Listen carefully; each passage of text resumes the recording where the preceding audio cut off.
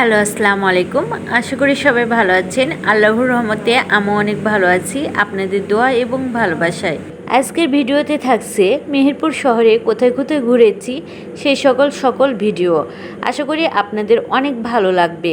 এই মুহূর্তে আমি যেখানে দাঁড়িয়ে রয়েছি এটি হচ্ছে মেহেরপুরের গেট। এরপরেই আমি চলে যাচ্ছি আমঝুপিতে। আর আমঝুপি, এই যে আমঝুপি বাজারের উপরে আমি দাঁড়িয়ে রয়েছি। আমঝুপি বাজার থেকে হাফ কিলোমিটার দূরে অবস্থিত আমঝুপি নীলকুঠি। প্রথমবারের মতন আমি আমঝুপি নীলকুঠিতে যাচ্ছি। আর আমঝুপি নীলকুঠিতে যাওয়ার পথে আমি ভ্যানে উঠে পড়েছিলাম এবং আমঝুপি নীলকুঠি যাওয়ার রাস্তাটি আমি আপনাদের সামনে শেয়ার করছি। গ্রাম বাংলার রাস্তা মানে ভালো লাগার একটি স্থান। এই যে চলে এসেছি আমি আমঝুপি নীলকুঠির মধ্যে।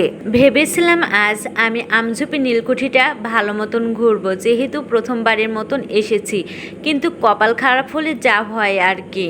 আজকে সরকারি ছুটি ছিল আর সেটা আমি জানতাম না, যার কারণে আমঝুপি নীলকুঠির মধ্যে আমি প্রবেশ করতে পেরেছিলাম না।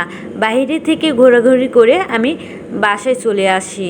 দুঃখ কষ্ট যাই হোক না কেন, তারপরেও তো আমঝুপি নীলকুঠিতে এসেছিলাম, ভিতরে প্রবেশ করতে পারি বা না পারি, কিন্তু একটা জেদ থেকেই গেল।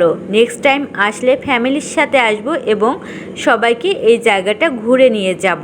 আমার মা আত্মীয় স্বজনের বাড়ি ছাড়া কোথাও ঘুরতে যায় না, তাই ভেবেছি মাকে নিয়ে ঘুরে যাব এবং আমার মার ইচ্ছা আছে ঘোরার, কিন্তু কখনো ঘোরার সুযোগ হয়ে ওঠেনি। এবার আসি আমঝুপি নীলকুঠি সম্পর্কে কিছু জেনে নিই, যেটি আমাদের জানা দরকার। আমঝুপি নীলকুঠি মেহেরপুর জেলায় অবস্থিত। এটি একটি ঐতিহাসিক স্থাপনা যা ব্রিটিশ শাসনামলে নীল চাষের কেন্দ্র হিসেবে গড়ে উঠেছিল। এটি মূলত ইস্ট ইন্ডিয়া কোম্পানির অফিস হিসেবে ব্যবহার হতো। 1800 দশকে প্রতিষ্ঠিত হয়। এই নীলকুঠিটি নীল চাষের নির্মম ইতিহাস ও কৃষকদের উপর হওয়া অত্যাচারের স্মৃতিচিহ্ন বহন করে। আমি সংক্ষিপ্তভাবে নীল চাষের নির্মম ইতিহাস সম্পর্কে আপনাদের ধারণা দিলাম।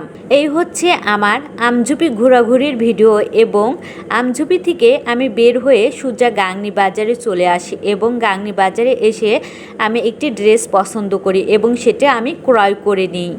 এই যে এই দোকান থেকে আমি কোন ড্রেসটি ক্রয় করেছি আপনারা হয়তোবা জানেন বা দেখেছেন আমার ছবিতে। এই যে এটি হচ্ছে গাংনী বাস স্ট্যান্ড বাজার এবং গাংনী বাস স্ট্যান্ড বাজারটি সন্ধ্যার মুহূর্তের ভিডিও এবং কত সুন্দর লাগছে আমাদের গাংনীর বাজার, তাই না? গাংনীতে আমি টুকিটাকি বাজার করি এবং ইনসাফ বেকারি হাউজেও আমি গিয়েছিলাম।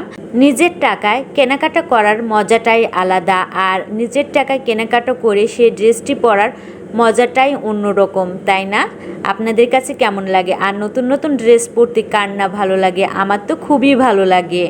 নতুন জামা কাপড় পরে বের হয়ে পড়েছিলাম অফিসে এবং অফিস থেকে কাজের উদ্দেশ্যে বাহিরে গিয়েছিলাম। আর এই যে আমি বাহিরে যাচ্ছি।